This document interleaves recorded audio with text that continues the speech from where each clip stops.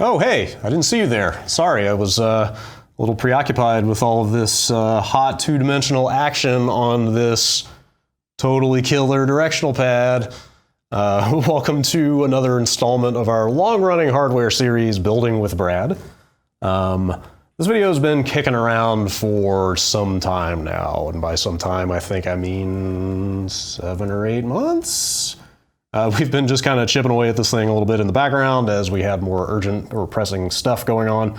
Yeah, this is a little video about how you can get your own that's the D-pad. It's a pretty nice little D-pad on your Switch. Also, some fun-sized travel dock action. I think this stuff's been back in the news, you know, with the announcement of the Switch Lite, which has a proper D-pad on it. But also the fact that that thing doesn't do TV out. So I think the topic of like how to get TV out on the go with a Switch is still somewhat relevant, you know, and with the release of Super Mario Maker 2, I think people are also talking about getting D-pad Switch stuff happening. You know, even with the Switch Lite, and they're also putting out this kind of new, better battery life version of the regular Switch, like everybody's needs aren't quite covered by everything that's happening with the Switch. So hopefully this stuff is still relevant, even though we started working on this in the last calendar year. But here we are. I think it's, you know, short version. The stuff is, despite a bunch of annoyances in getting it put together, pretty worthwhile, I think, especially with the advent of Mario Maker in particular. People are looking for a good D-pad in a portable configuration, and I think this is, from what I've seen with, you know, there's Hori solutions and some other stuff out there, but I think this is probably, for my money, and even with the annoyance, still the best solution you can get to play Mario Maker and some other stuff like that. It's a very nice D-pad once you go through the hassle. So without further ado, let's jump into Through the Magic of Editing, something like December 2018.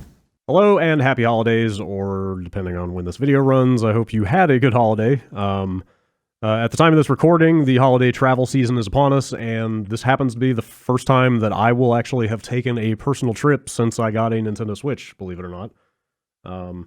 Doing the whole song and dance of charging it up and packing all the games and accessories and blah, blah, blah.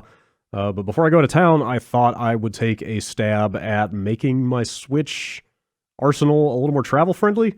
I ordered a couple of hardware mods that I'm going to take a stab at applying just now. The first thing I'm going to do is try to turn regular Joy-Cons into snazzy white Joy-Cons with, crucially, a real D-pad, because there's a lot of 2D platformers out there that need it. So that's probably going to be the lion's share of the work here. Second, I am going to take a straight-up dock and turn it into a tiny dock. This guy actually is just a case. This uses all the circuit boards out of the existing dock because the third-party dock options out there seem prone to destroying your Switch. So wasn't ready to trust one of those just yet, but happy to take all the electronics out of the big guy and slap them in here. So yeah, let's dive in and see if I break anything or if I can do this successfully. Sounds like the Joy-Con mod is not the easiest thing in the world, but I will give it an earnest try. This is not going to be a tutorial. There are copious tutorials for this stuff out there on YouTube already. You can find plenty of more detailed guides than I could produce on how to do this stuff. In fact, I will be using one of them myself. What I did want to do with this video, though, is kind of do a quality check on these things, because this stuff has been floating around since a few months after the Switch came out. Most of the guides that you will find for installation are at least a year old, you know, 14 months, something like that. But the other thing you will find on a lot of this stuff, like in Amazon reviews, is a lot of people talking about real shoddy manufacturing quality on this stuff, especially these Joy-Con shells. All kinds of people saying like, oh, I had to sand down the button wells to make the buttons fit, or no matter what I did, I could not get the shell to close up. There was a big seam open on the side. Just some real rough sounding stuff with their quality control.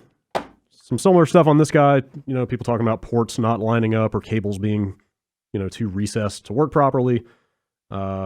I suspect, looking at some of this stuff, that they've made a few improvements since a lot of those guides went up. So yeah, let's just kind of like zoom through the installation. I'll spare you the agony of watching all of that in real time. But yeah, when we come out the other side of this, let's take a look at how this stuff has hopefully improved in the last year and changed, since most people seem to be testing this stuff out, and let's see if it's any better.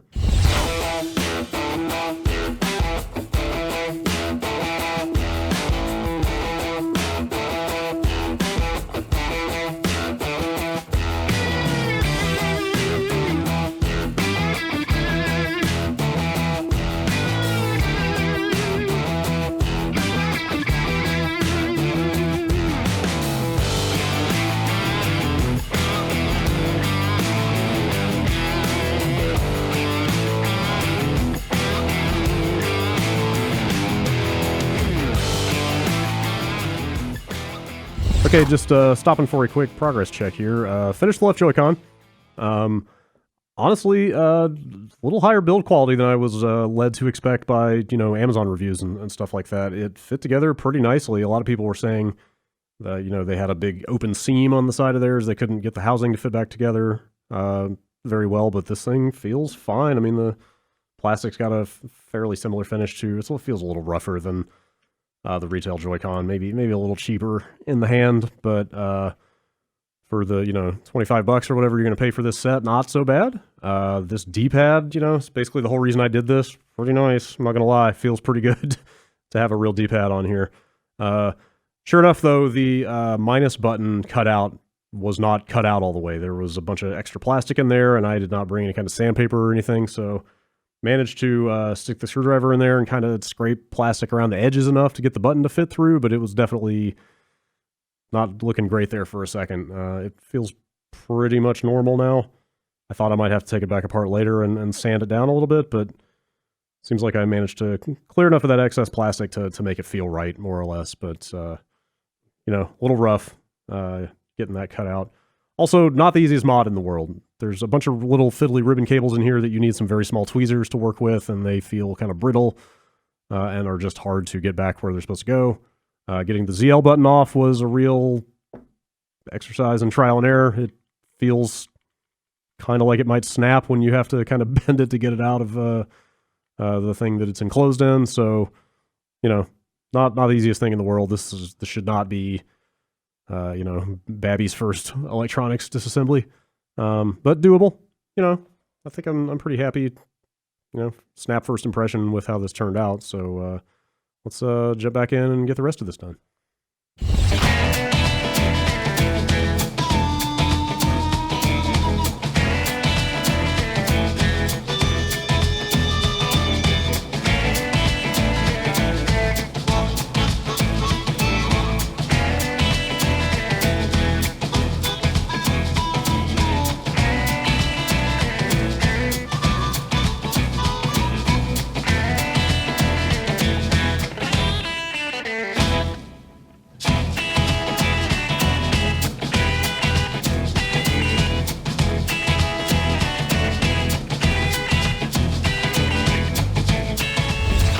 Okay, I'm done with the right Joy-Con. The process is about the same as the left Joy-Con. It's slightly different in a few ways. You've got the infrared and I think also the NFC sensor in this one, so there are a few things that are different. It's easier in some ways than the left one, harder in others. I'd say about the same level of difficulty overall. Unfortunately, this particular shell appears to be afflicted with one of the more common complaints I've seen about this thing, which is, I don't know if the camera can see this, might get a little blurry here, but let's give it a shot. If you tighten the shell down the whole way, the plus button stops working. There seems to be something off with the molding in here. There's like a support that's too long or something. So if you completely close the housing back up, the plus button is no longer, the action basically stops working. You just can't press the button in anymore. Kind of a problem. If you can see this, that's about as far as I could tighten it up before the plus button stopped working. So you've got a nice fat crack right there on the corner and then running around most of the rail here, which I don't personally think is especially ideal if you want to keep the inside of your Joy-Cons clean. There's a bunch of user tips out there for sanding stuff down and making this thing fit. I will spend some more time with this on my own time and see if I can actually get it to close up all the way. but pretty disappointing that these things have been out there for well over a year, and these manufacturing and or design flaws are still making their way into the product. So yeah, kind of a lot of work to do this, and pretty disappointing to get to the very end of it and realize that there's something that's just kind of off with it. I think it can probably be massaged with enough work and a nail file to make it, kind of what it's supposed to be, but kind of a bummer. I went ahead and threw the colored buttons on there because, I think the visual treatment of this thing pretty nice, right? Kind of makes it look more like a Super Famicom, which tends to make everything look cooler. These buttons are a little janky when you get up close on them. The text is kind of off-centered. I've read that the text just wears off after a while, which is also kind of crummy. This thing looks nice from a distance, but pretty gnarly in spots up close. Some kind of rough cut plastic around the edges. It's just not. It's not a Nintendo quality of product, let's say. Pretty cheap, but kind of a lot of work and just enough issues around it that it's sort of a bummer. But I will say this D-pad feels pretty good. So I'll spend some more time with this and mess around with it and see if I can get it where it needs to be. But I would not recommend modding your primary and only pair of Joy-Cons with these things. They just seem a little too janky to risk on something like that. If you're feeling spendy and you feel like picking up a second pair of Joy-Cons to give it a shot, more power to you. But I do not think I would risk trashing my only Joy-Cons for something that is this unreliable out of the box. So there you go. I'll be back later once I crack this dock open.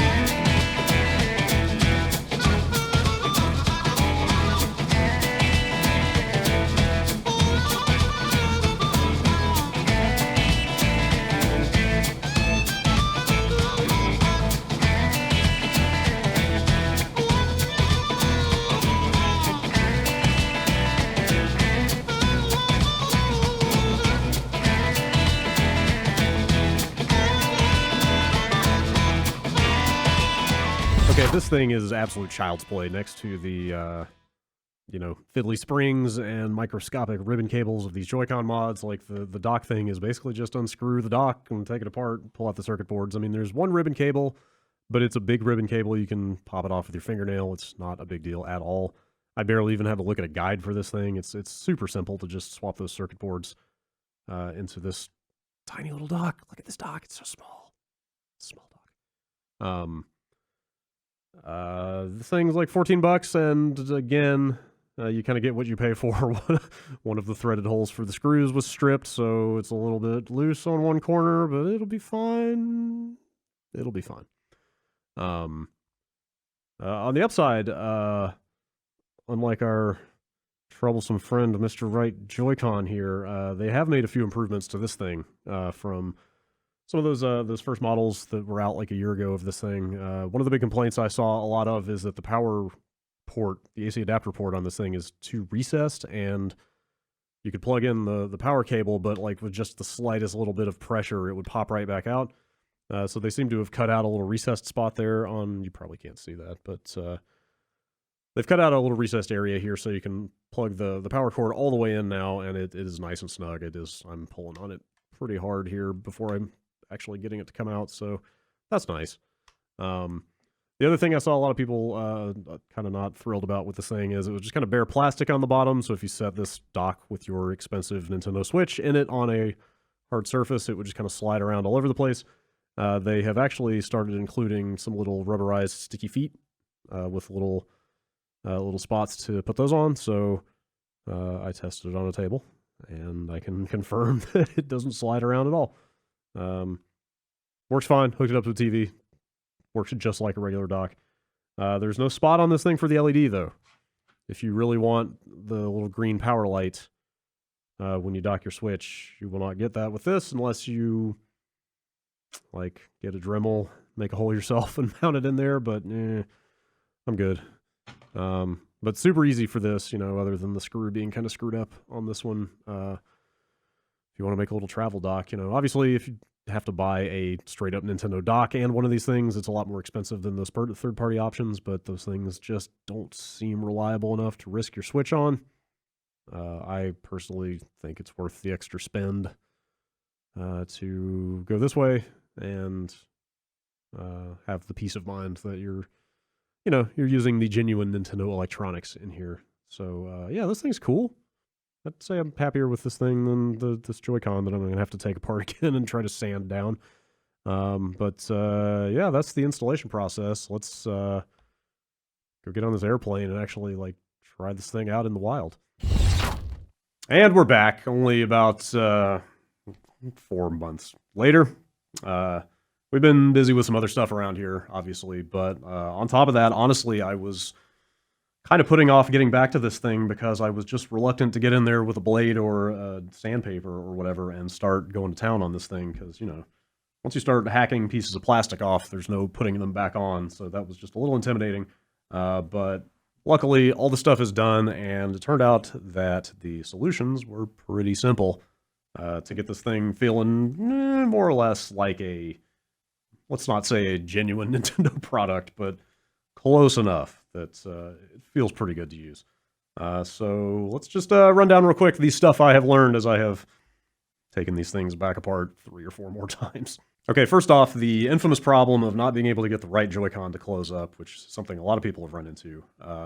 What finally gave me the sort of confidence to get in there and start working on this is just a little video tutorial I found on a small YouTube channel called Budget Gamer, so thanks to him for that. But basically, all you need to do is you're going to get in there and see a little strut between the plus button and the Y button that is just not molded right. Like, it's a little too fat.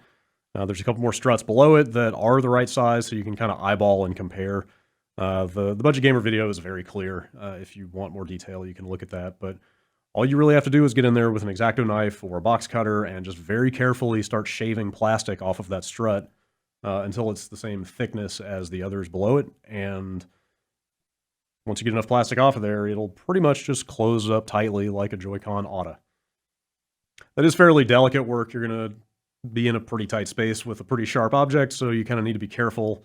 You know, apply some pressure, but not too much pressure. Don't cut yourself. Don't poke a hole in the Joy-Con or whatever. But it's delicate, but it's not complicated. It's really, you know, if you just kind of get down there and squint, it's not that hard to shave that stuff down and get it to fit right. A couple other notes I picked up as I was working on that stuff. So I think I was conflating 2 issues months ago when I did this the first time, which was that I closed this thing up, and not only would it not close all the way, but the buttons didn't work at the top. And from what I've learned, you know, messing with this thing over and over, you really, really do not want to over-tighten these screws that hold down the circuit board in this thing, because that is actually what will kind of depress the button action. I kind of thought it was this all one problem, you know, with the plastic being too big, and that's what was causing the problem with the buttons, but I think I had actually just over-tightened the screws too much. So make absolutely sure you basically kind of want to tighten the screws back down gently so they feel sort of moderately tight, and then, you know, maybe give them another, or actually give them a turn the other way, maybe like a quarter turn, just to make sure that, you know, it's the board is secure, but not like really bolted on there, because that will put too much pressure on these buttons and not allow them to press all the way or even at all if it's too tight. So maybe kind of about a quarter turn after they feel tight backwards, just to make sure that the buttons stay nice and loose. Another slight change that I made as I was kind of finalizing all this stuff is I actually took the colored buttons out and went back to the standard original black Nintendo buttons. These things just look kind of cheap, to be honest. You know, I may have mentioned earlier in the video, a lot of people that have used this thing say that the lettering tends to wear off over time. I think you can kind of, on mine, you can kind of see the X already is sort of like scuffed off in the middle a little bit. One of the other buttons has some discoloration on it. They just don't look amazing. And honestly, I think this kind of two-tone monochrome black and white look is kind of cool on its own. So, you know, that's obviously up to you, but I went that direction. And then lastly, once I had gotten this thing all put together and everything fit nicely and I was happy with it, I started playing it a little bit and realized that, like, you know how the Joy-Cons, the HD rumble in these things can be kind of a loud buzzing sound a lot of the time? It was like 5 times worse in these. For whatever reason, it was just vibrating the hell out of this plastic casing. I don't know. It's not going to be nearly as bad because I actually went back in there again and made another modification. You can kind of hear it just a little bit. It was way worse than this before. Like, I was sitting there playing Tetris 99 on the couch at one point, and my girlfriend started looking at me funny, like, what is that thing doing? It was really nasty sounding. So I actually opened these things back up one more time. Got in there and found the force feedback motor, which is the kind of little metal block at the bottom of each Joy-Con that's got sort of white padding around 3 sides. I basically got under there and found the bare metal side that is pushed up against the plastic of the Joy-Con housing, and I basically cut a tiny little strip of foam and stuck it on the underside there to just sort of pad it out a little bit. I actually, you may not have access to surplus medical supplies. I used a tiny little strip of a kind of foam bandage called Alavin on mine. You're probably not going to want something that's more than like a millimeter or 2 thick because it's probably not going to fit otherwise. You could probably use like a tiny little scrap of like a polyurethane foam or something like that if you want, but if you do run into that problem, it's not a pleasant sound at all. So you might want to look into padding the underside of that motor like I did. It helped a little bit. I mean, you know, it's still there a little bit, but not nearly as bad as it was. So that may be, I don't know if that's just a cheaper or more rigid plastic they used in these things or what, but you may end up with that problem. You may not enjoy the sound of it particularly. So that is an option if you want to try to get in there and pad that out a little bit. That can help. Just to make sure I address everything here, you know, the comparatively minor problem with this little dock of one of the screws being, or the threaded holes being stripped, I just stuck a little dab of Gorilla Glue into the corner here. It happened to be the corner right around the USB ports. I mean, probably not even necessary. It's not like it's going to be flapping open or anything. But all right, so yeah, what's the final verdict here? Was this worth all the hassle? I mean, it was kind of a pain running into all these problems, having to get in there and sort of screw around with stuff that didn't have extremely obvious solutions to make this thing seem like it was worth having. And the D-pad is really good. I mean, it feels fantastic, honestly. You've got, you know, it's the same action as the buttons that come with the Joy-Con to begin with. You just got more surface area to move your thumb around. It's got that same sort of shallow, clicky feel as the buttons on both Joy-Cons. It feels really good. I think my Tetris 99 game has benefited tremendously. It makes me way more likely to want to play a lot of stuff like, you know, there's a million indie platformers out on the Switch. Cuphead is out. The Messenger, you know, a lot of games. Some shooters that would really benefit from having a real D-pad on here. And, like, honestly, this D-pad is, like, I think what they should have shipped to begin with. I think it is a tremendous upgrade. Is it worth all the other hassle? It's, you know, tough to say. It depends on how much you want to play games like that. Also, from what I've seen, the cost of these shells has gone up a little bit. They're like $30 last time I checked on Amazon. You can get them from places like AliExpress that are maybe a little cheaper with a little bit weirder shipping. But, you know, some barriers to entry on this thing for sure. But it feels so much better to play that if you're comfortable doing this kind of mod to begin with and you don't mind a little bit of a hassle, I'd say go for it. The dock obviously is pretty much what you see is what you get. I mean, it's the same electronics inside as your real dock. It's just a tiny little thing. It works fine. You know, it doesn't slide around. Cords fit fine. Switch basically seems to fit fine. It's a little bit of a tight fit, but, you know, I've got a screen protector on here that's probably making it a little bit thicker, but it fits more or less fine, but, like, it travels extremely well as long as you don't mind bringing the power brick with you. So, like, all this stuff together, I feel like, you know, you kind of made your Switch stuff a little more travel-friendly in a pretty nice way without totally breaking the bank, as long as you can maybe find a used dock or something to throw in here. So yeah, obviously not at all without bumps along the way, but finally coming out the other side of this after having procrastinated on it for way too long. Pretty happy I did this stuff. I think there's enough information out there now that if you run into similar problems, you should be able to smooth them out, even if you don't have a ton of experience doing stuff like this. So yeah, happy modding.